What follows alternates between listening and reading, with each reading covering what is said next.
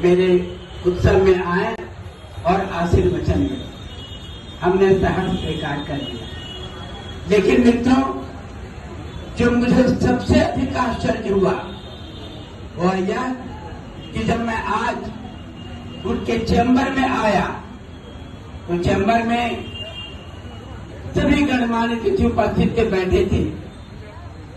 जैसे उनकी नजर हम पर पड़ी, वो अपने कुर्सी से उठकर मेरा पैर छूकर उन्होंने प्रणाम किया, आशीर्वाद लिया।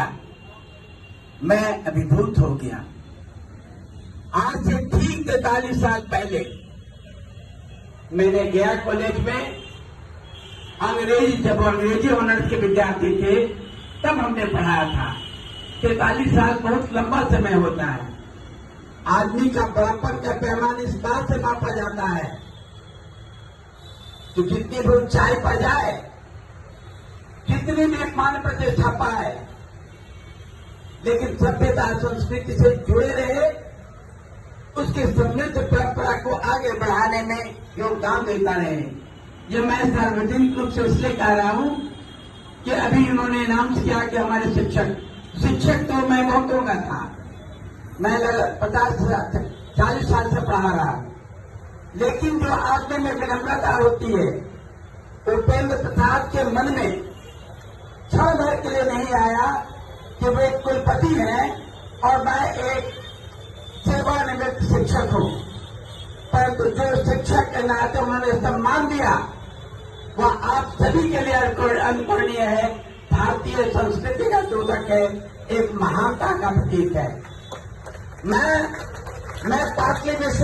पाटलिपुत्र विश्वविद्यालय को बधाई देना चाहता हूं कि ऐसे कुलपति जो अपनी योग्यता और क्षमता के बल पर इस कुर्सी पर पहुंचे हैं, कुलपति के पद पर हैं, परंतु उनमें विनम्रता कूट भरी है, उनके लोगों के प्रति समर्पण कूट भरा है।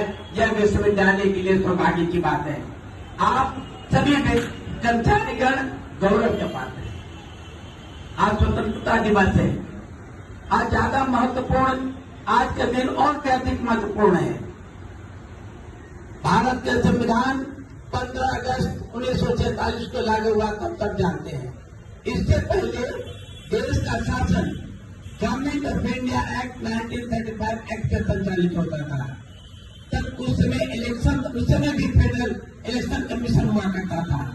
लेकिन मित्रों, इलेक्शन में वोट देने का अधिकार देश के केवल मुट्ठी भर राजा रजवाड़ा, सामंत और सम्राट परिवार तक ही सीमित था। उस समय केवल 5% आबादी को ही मताधिकार था। जब स्वतंत्र हुआ तो डॉक्टर अंबेडकर ने यह देखा कि लोकतंत्र में एक लोग यानी व्यक्ति प्रधान होता है। आप जानते हैं कि sovereignty people, we the people of India, माने भारत की संप्रभुता यहाँ के लोग में निहित है, यहाँ की जनता में निहित है। इसलिए जनता को यह अधिकार हो कि वह अपनी इच्छा अनुसार योग्यता को पहचान कर अपना प्रतिनिधित्व चुने।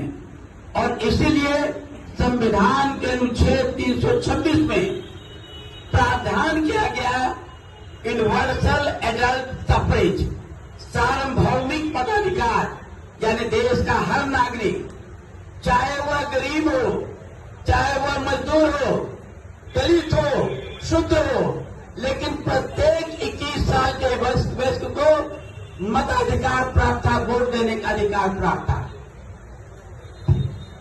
परंतु अभी आपने देखा कि कुछ समस्या आई जिसके वजह से संख्या में कमी आने लगी। अभी मतदाता की संख्या घट जाती है।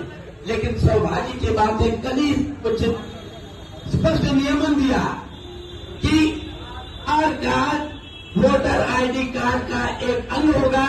जिसके पास भी आधार कार्ड है वह हर व्यक्ति नागरिक होगा, जबकि चुनाव आयोग ने पहले वोटर कार्ड को खत्म कर दिया था। क्योंकि आप युवा पीढ़ी हैं, आपके हाथों में देश का बागडोर है, आपके हाथ में सत्ता है। मैं चाहता हूं कि प्रोफेसर उपेंद्र कुमार जी के नेतृत्व में आप अपना चरित्र को ऊंचा करें, अपने शैक्षिक क्षमता को बढ़ाएं और देश के सत्ता में भागीदारी लें और देश के बागदार के अपने हाथ में चले। मैं इन शब्दों के साथ आप सभी के प्रति कृतज्ञता व्यक्त करता हूं। धन्यवाद। बहुत बहुत आभार सर।